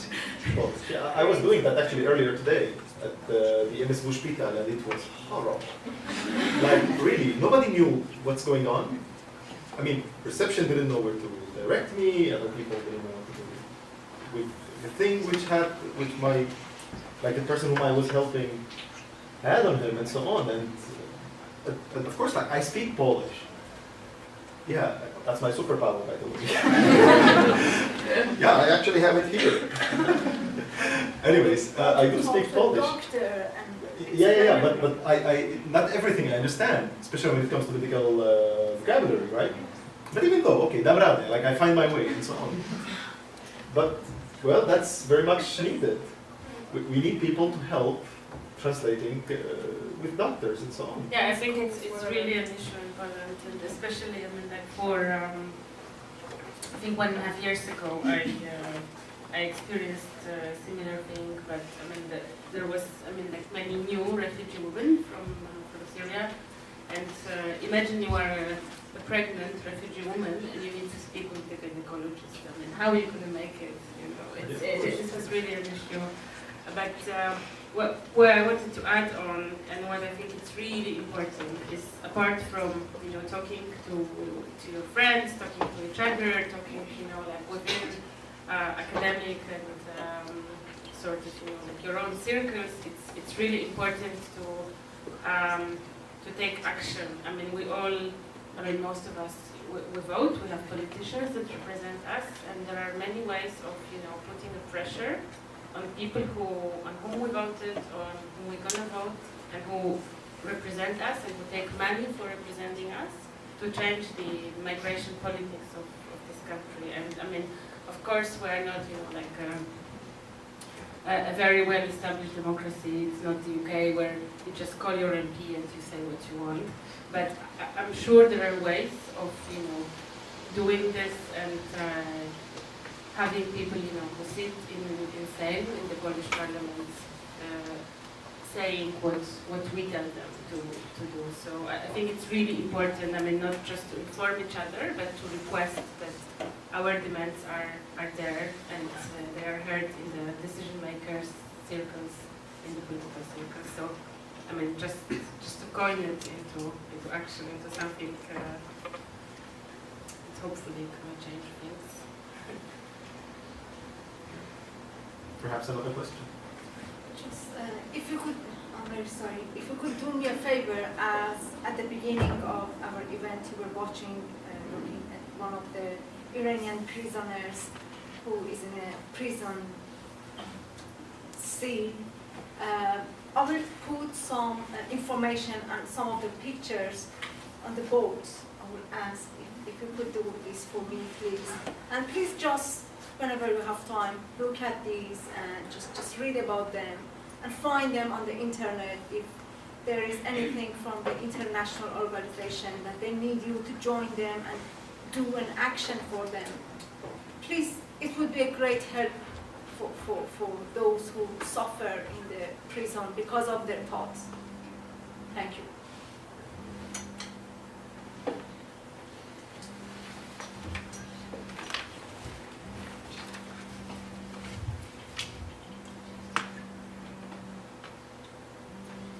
I'm not going to answer anyone later on, so you cannot stop me in the corridor, so ask now.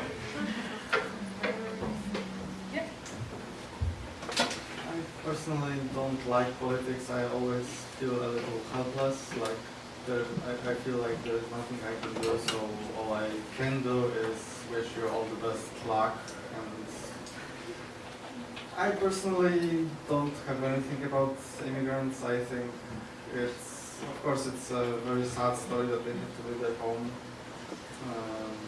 I think it's horrible the way we're welcoming them, let's say. So I think that while the only thing really stopping us from accepting other culture is really just fear. A deep-seated fear, I think, in Polish people that our politicians and media use to some of their goals to get more votes or whatever. So I think the only thing I can just say is good luck, and I hope sometime you'll find yourself thinking that you achieved your goal and made your message heard. Thank you. Well, to me, how is it possible? No one was about politics and horrible things going on. But how is it possible to live without knowing about politics? Must be difficult. We need to know how is it going in our world around us. Okay. Yeah, I just have a quick question. I don't know if it was addressed in the debate, here in the debate, sorry. But how many refugees are there now exactly in Poland, and how are they welcomed? Are they banned? Are they Each year we have, let's say, between 12 and 15,000 of asylum seekers in Poland, and between 10 and 17% of them get the refugee status. So it's a really little number, and it's funny that we are afraid of 7,000 more of them. It's just funny, it's not even pathetic anymore. And right now there's like refugee centers where they're going to, I assume, or how Yes. does it? We have more than 10 refugee centers, but refugees are not forced to live in the centers. They can go out and live outside with a little money help, but like it's more like pocket money than a real help. I don't know if any of you know, but is it, for instance, possible to volunteer at these centers, or? Yes, but with an NGO which is working in this exact center.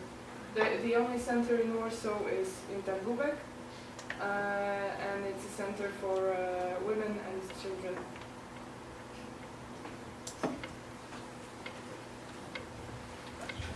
Any other question? Yeah.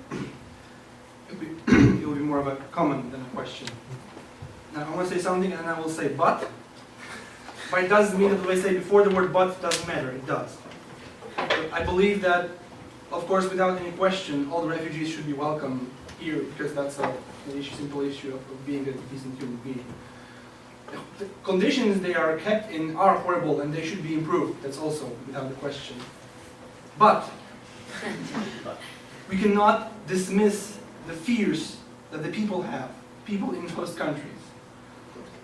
Because those fears are not stupid. Obviously, those fears are being inflamed and inflated by the media. Just today I read a story about how a refugee in Italy raped an old woman who gave him food or something. And obviously, for us, when I read a story like this, I know that this is just a story which is being put there, for example, for a reason. But the regular person who reads a story, it scares that person, right? And we're talking here about something which is much more powerful than any other emotion you can have, which is a fear for your life. You are afraid, people in Poland may be afraid that the refugees, not the refugees themselves, but that this crisis will be used, for example, by, not for example, but by terrorists, right? This is exactly how terrorists operate. This is why, for example, what ISIS does, that they say, we will be among the refugees, right? This is what they do. Their goal is to obviously disrupt the society and create a conflict. This is what they do. And because of it, because this is a fear that people have for their own lives of their children, no humanitarian argument ever will reach them and will change their minds. Because when you're afraid that your kids will be blown up on their way to school, this fear may be unreal, right? But it is, it may not be grounded in real danger, but it's there in their minds. And I am afraid that the minds of the people will not be changed easily, even with the saddest stories. Because when it's about the security and the safety of your kid in kindergarten, no humanitarian argument ever will reach you. And obviously, that's one thing. Another thing is, connected with that, I would like to defend Polish people a bit. It's 40 million of us here. I don't think we really need so much defense. I think we're Yes. defending ourselves That's pretty well. important. Because obviously, it's not the fact that they're all stupid and uneducated, right? I wouldn't blame Polish people as much as I would blame Polish politicians. And then Polish politicians do not do good work also because they don't have enough pressure from organizations maybe like yours. Because of this fear of death, exactly, right? Because you're not, organizations who work for the refugees are not able to address this fear, right? So, for example, apart from doing, that's just a thing off the top of my head, apart from advocating to open those, to make those conditions for the refugees more livable, which is necessary and something which should have been done a long time ago. Advocate a different law, right? Advocate a law which would, for example, give more money to Polish intelligence so that they're able to protect us better, right? To ease this fear that the people have, right? That's just a thing which I want to bring to this, because we didn't address that. Obviously, we talked about how horrible the fate of refugees are, and that's obviously true. And I spent many times, for example, in the classes that I taught, arguing that Islam is not the religion of, because I did teach class about Islam, Middle East, etc., etc. I'm not an expert, but I do know something. And I spent a lot of time arguing with people who were saying really stupid things, but I wasn't able to reach them. I spent 15 minutes arguing with a Kurdish guy who was talking that Islam is basically, everybody who believes in Islam should be killed. Trying to dismiss his ideas which he had. And I wasn't able to do that. Why? Because some of his family members maybe were killed by a Muslim.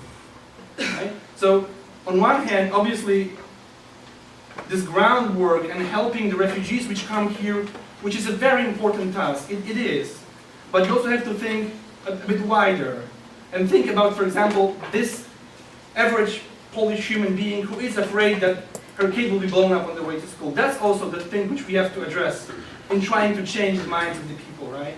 This fear, not just like, oh, look, you're horrible, you don't want to accept the refugees, right? But try to understand them, why are they afraid of the refugees? And I'm really sorry for saying all that. But Yeah, please. I agree we shouldn't dismiss these fears. It's really important, like, not to disregard the fears that exist, but I don't think we should be, like, sort of, I don't know the right word, but I don't think we should be, like, po polsku, like, pochylać się przesadnie nad tymi strachami. Ciekawa jestem na translation. Oversensitive about those fears. Yeah, I wouldn't, I wouldn't feel like too much pity for people who have these fears. I mean, like, seriously, don't dismiss them and treat them seriously. Don't treat this, don't treat them as, I mean, they are very sort of, I don't want to say they are valid because I don't think they are valid. I mean, treat them seriously, try to tackle them. But I mean, giving money to Polish intelligence, and to do what? I mean, to search for Nusra among refugees or to search for ISIS among refugees? I don't think this is the solution. I mean, excuse me. No, no, I think I want to defend myself. No, but I think there are so many people around here who want something. If I may just add, like, to this topic, it's true. We need to acknowledge certain fears. We need to treat them, deal with them, of course. But the thing is that it's, again, like as you said, it's less blaming the people, more blaming the politicians in this case, because like I told you earlier today, that it's the level of the discourse. There now in the media, even the political discourse is like, it's not well addressed. I mean, it's not well. Like, even politicians themselves, they're not well informed. That's first thing. But to be honest, on the other hand, we have definitely we're saying, like, well, ISIS, well, they are clever, let's be honest, and they're saying things just to disrupt, or let's say, like, to disturb Europe, which is receiving now the refugee population. But to be honest with you, how many foreign fighters who have European passports are already fighting with ISIS? I don't think they need to sneak within the refugees, to be honest. They have really enough thousands of people. They have enough people to... They have to convince me, I know that. No, yeah, I know, but this is the thing. I know that you know that, but this is the thing. We need to raise the awareness in a way. Of course, like we're not telling people, oh, you scumbags, you're not receiving refugees or something. Like we're standing on the same ground here, you and I. But the thing is that we need to find a way. And this is, I think, this is perhaps what you meant as well, to perhaps to change the discourse, to make it on a level that it's no longer within this kind of, let's say, oh, they're going to come and blow our kids up. But we have to find a way to show, I mean, not sad stories in this case, like people are just normal human beings who they also send their kids to schools, which we fear that these schools will be blown up because as let's say if I'm a refugee who has kids and I'm sending them to school, we escape these scenarios from our country to not live it here. So again, we have to put it within this kind of let's say bubble, like instead of what's currently happening. But there's just one thing, like here, like let's not treat people as idiots. I mean, let's not blame them. Let's address the fears, but people are not stupid, and they also like should be responsible for what they think. I mean, they are adults. We don't need to patronize them or like over patronize them. I mean, this is exactly my point. It's I don't want to blame anyone, and I don't want to say like Polish people are horrible because they don't solidarize with refugees. No, this is not the point. But like going too far into sort of this direction, it's patronizing people. It's not letting them, being responsible for what they think and what they stand up for. And one more thing I want to add, it's not like NGOs are not advocating for the case. We meet with Prime Minister, with ministries of any kind, since many years. So it's not like we're just doing the job like near to the ground and nothing more. We are trying to push the system to change it, but it always gets to the money, and they say, yeah, these changes would be really good, yeah, but there's no money. Of course, it's not true, but that's how it looks. Because the money goes for the military. Yeah, but I think we have they someone- celebrate the tanks in the street with so many of them. Yeah, please go ahead. Well, I just have a few comments. I was thinking that about these fears, addressing these fears. I mean, if we keep addressing these fears, we keep having these wrong arguments all the time, right? Instead of having the right arguments. So I think that addressing the fears is important, but also more important is to fitting the public sphere with the right arguments, right? So I think that that's more important. And also, as far as the refugees are concerned, it's not only important to helping them, but also not to be patronizing and to be more cooperative, right? As a society, as governments, etc. And finally, the final point is not only putting pressure on politicians, which I think is very important, because when I saw these nationalist demonstrations, I was like, it was so full of hatred and it was so horrible. Why is it illegal? You have to, I mean, do something to counter this, because it's really awful. And it's not only the politicians, but it's also the media. The responsibility of the media to be responsible and to relate these issues with a certain responsibility.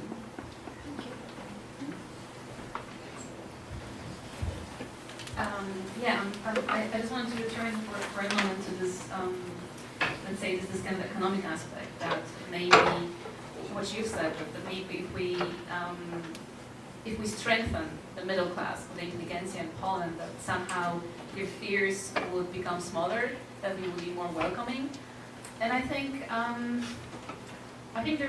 have to remember about this creation of the state of emergency, that this does not have to be it doesn't have to correlate with your income or with your stability or security in life. I mean, it's very easy to prey on those fears. And your class, your income doesn't really matter. I mean, people can be afraid for their children whether they have secure, stable jobs and they live in Sweden. And you do have anti-immigrant and anti-refugee people in Sweden, which is supposed to be like the paragon of stability and middle-class security. So I think that we cannot forget about that. That waiting for our middle-class intelligentsia to become stronger and look more secure in themselves or in ourselves. I don't think it will work. I think we have to, of course, address those fears that people are afraid of terrorism attacks, but also remember that they are not formed in a vacuum. That someone and certain people and certain groups do benefit from our fears. So with this creation of the state of emergency, in which certain things, certain freedoms can, for instance, be taken away from us, and we gladly give them away because we are so afraid and so insecure. So yeah, so that's just my kind of comment. So I don't know if someone wants to. Oh, go ahead.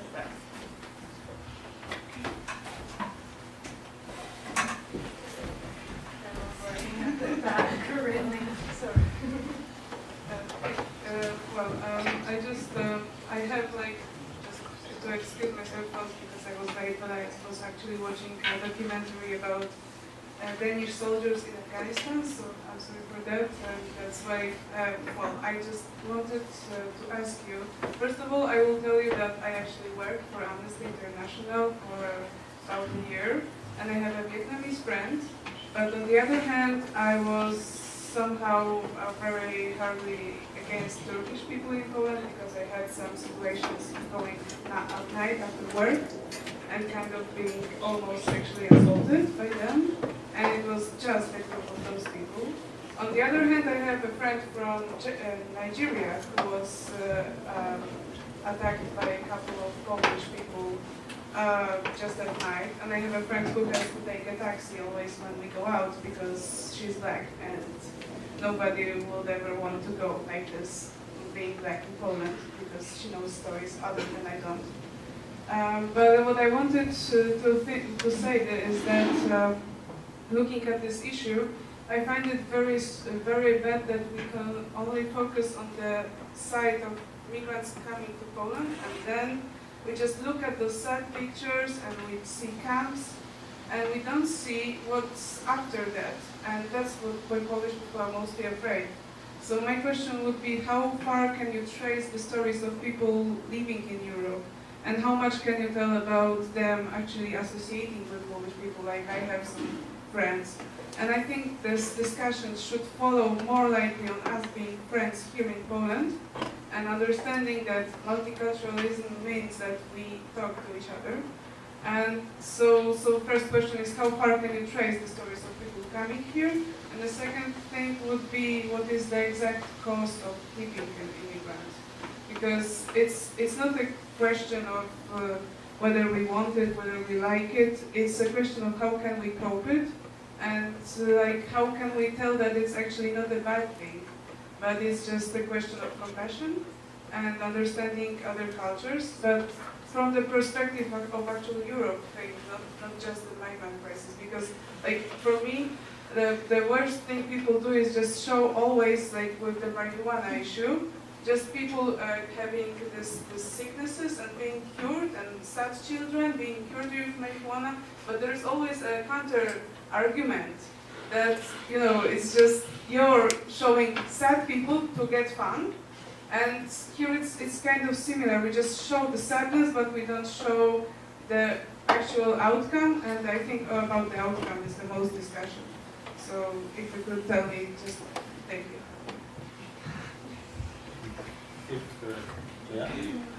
I just want to ask you one thing, because one of you did it again.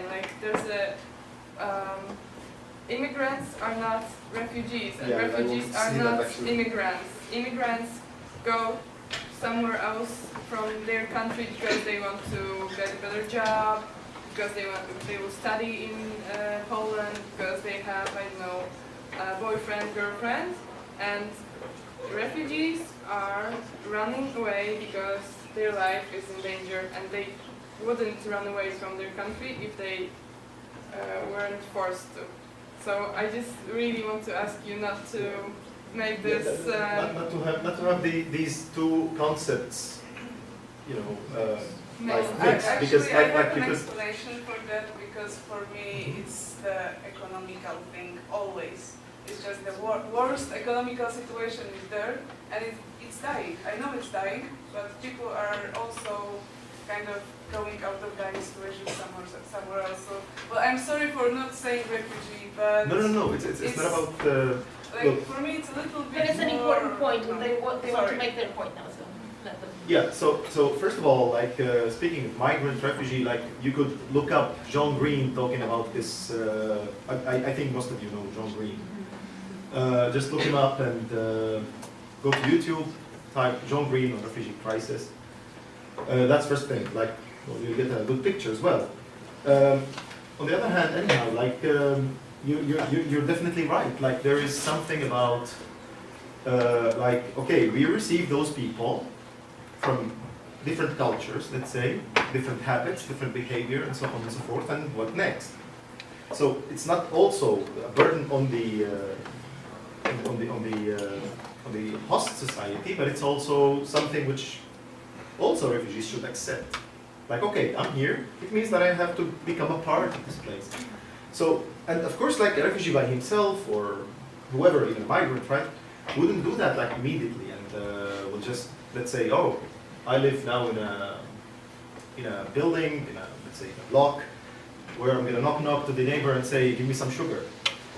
Well, it's not really gonna work this way, but the thing is that, and this here, like, basically, perhaps we can get back to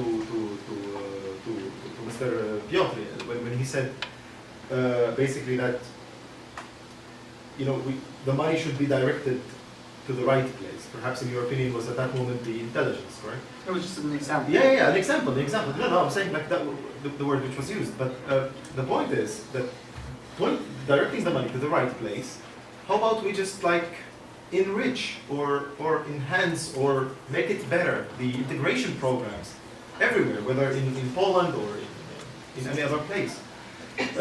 So let's make people more familiar with the host society where they're coming, so they know what's accepted, what is not, and you know, introduce them to their new reality. Of course, like and to be honest, like I don't know if I can just like talk about this. Okay, fine. Since we are addressing the problem of let's say Islamization, right? For instance, once upon a time, there was a person whom I was helping, and she's a Muslim, and she was like, you know, she was happy that I was helping her, and simply speaking, she said to me, you know, something in Arabic. She said, like, may God give you strength. And I told her, thank you, may God give us all strength. Like, all of us. And then she said, yeah, just only if he was Muslim. And I was like, may God give us all, whether Muslims or not Muslims or whatever we are, because she doesn't know if I'm Muslim or not, actually. Maybe she assumed so. You know, give us all, you know, strength. So this is the thing. Of course, like, this person, I cannot defend her, but I cannot also blame her as much, right? Because she's not well introduced. She didn't have, you know, enough, let's say, education of multiculturalism. Perhaps she came also from a culture where it was also like monotone all the time. Thank you very much. I think we should probably end at that. Let God give us all strength. Well, whether it exists or not, and Yeah, whether you believe or not, it's... whether it's a she or a body. We have one thing we want to ask you. We all wanted to take a picture under a sign of Uchodźcy mile widziani or refugees welcome, but there's no way you can all move to the front for us to put up a sign. So we're planning to do a photo montage, whatever you call that in English. So if it's okay, we'll take your picture and then with you maybe insert the background. Is that okay? Yeah? Yeah? So if you could also, the panelists could also join the picture.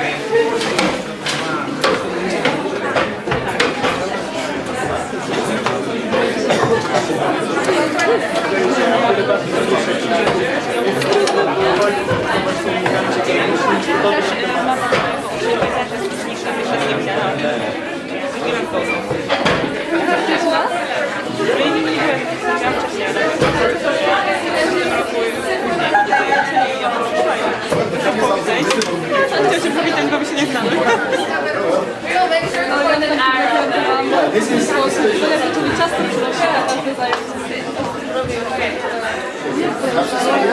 You will now become the most photographed classroom in Poland, so like the most photographed barn in America.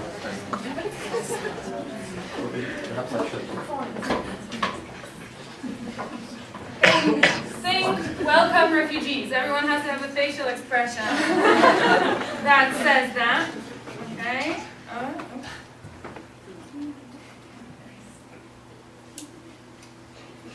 Yeah, I think we have. Thank you very much. Thank you very much.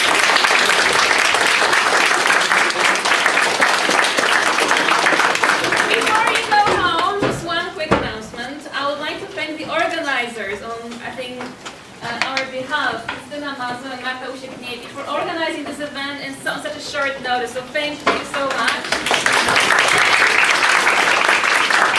And one more thing. So today we're rethinking our way home about refugees and about hospitality. Lots of difficult words. Hospitality and sharing. We thought it might be a good idea for those of you, all of you, who are maybe a little bit hungry after sitting here with us for more than 2 hours. We have some brownies with peanut butter. So if anyone would like to share, please. We don't have many of them, so